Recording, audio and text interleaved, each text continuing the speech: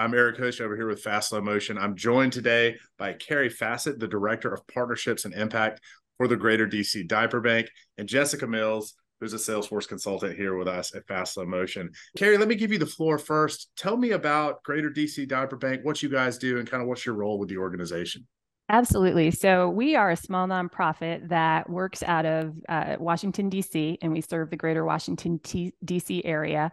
We were founded in 2010 to provide a reliable source of diapers, other baby gear, and hygiene products to families who need them in the DMV or the greater DC area. We work with over 70 nonprofits in the region to distribute our diapers and baby gear and other hygiene products. In 2022, we were very proud that we were able to distribute over 11 million diapers and over $500,000 worth of other products to families throughout the region. My role in all of that as the Director of Partnerships and Impact, I am the main point of contact at our small team for all of our partners, those 70 plus nonprofit partners.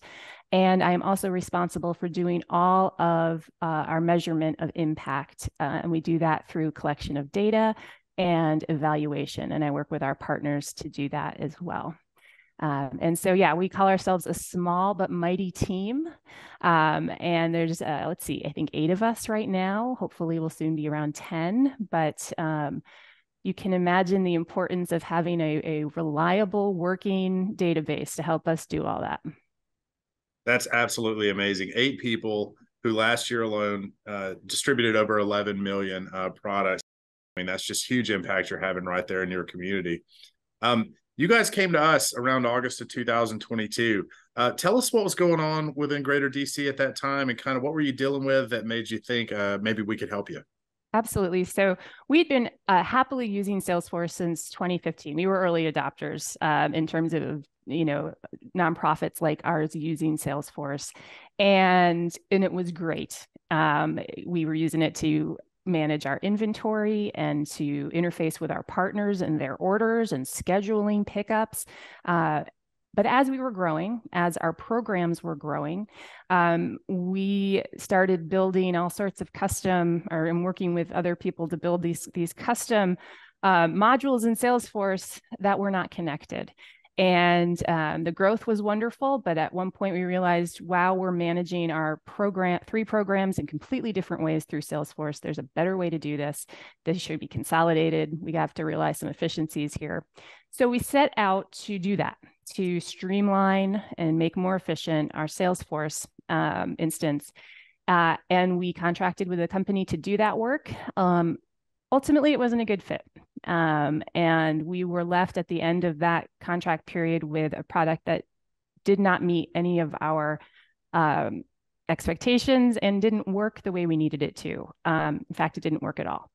And so we were left really having to cobble together ways to interact and collect orders from our partners, not through Salesforce, and do inventory and collect data. It was a disaster. And we were in this space knowing that we needed to move forward and get Salesforce working for us again. That's where we came to Fast Slow Motion. And you all were recommended to us as someone, as a company who specializes in this sort of thing, helping fix these systems that were not working. And that is exactly what has happened. You guys have brought us out of the doldrums and have created a new, efficient, beautiful working system for us. Jessica, you've been a part of this team pretty much since day one. You've been working the projects, helping Greater DC design a better, more functional solution. Walk through it, kind of tell us how our team came alongside Carrie and her team to really deliver some impact here. Yeah, sure. So we started working with the Greater DC Diaper Bank team, and it's been amazing to work with Carrie. We took a look and analyzed their inventory tracking system in Salesforce, and we identified, okay, what are areas that are working, what are areas that are not working, and we developed a plan for a solution. So we went ahead and built out a inventory tracking model in Salesforce that connected all of their data together that fit with all of their programs. And we also created an experience cloud site where partners could go in and interact and submit orders, schedule orders, and also provide data and updates and reports. And I know with the way most of these projects go, Carrie, you kind of start thinking of one thing.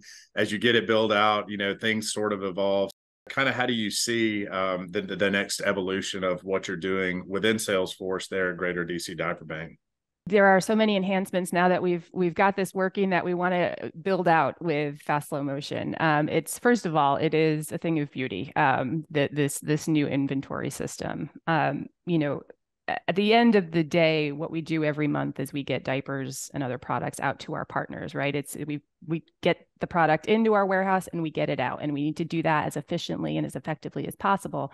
And we need our partners to have a very easy experience placing their orders and contacting us and reporting to us. And this new partner portal has really done that. And we've gotten some wonderful feedback from our 70 plus partners about how much easier this is to navigate and use.